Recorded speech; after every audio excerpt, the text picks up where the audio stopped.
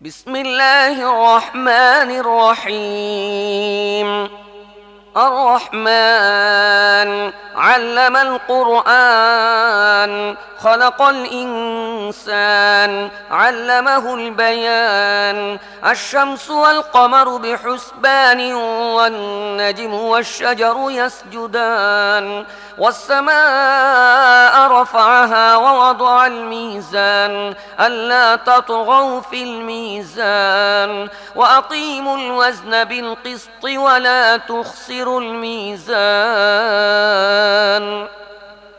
পরম করুণাময় ও মেহেরবান আল্লাহর নামে শুরু করছি। পরম দয়ালু আল্লাহ এ কোরআনের শিক্ষা দিয়েছেন।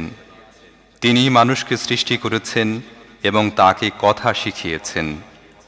সূর্য ও চন্দ্র একটি হিসেবের অনুসরণ করছে এবং তারকারাজি ও গাছপালা সব সিজদাবনত।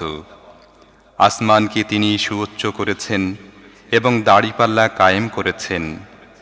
এর দাবি হল, তোমরা দাড়িপাল্লায় বিশৃঙ্খলা সৃষ্টি করো না, ইনসাফের সাথে সঠিকভাবে ওজন করো এবং ওজনে কম দিও না।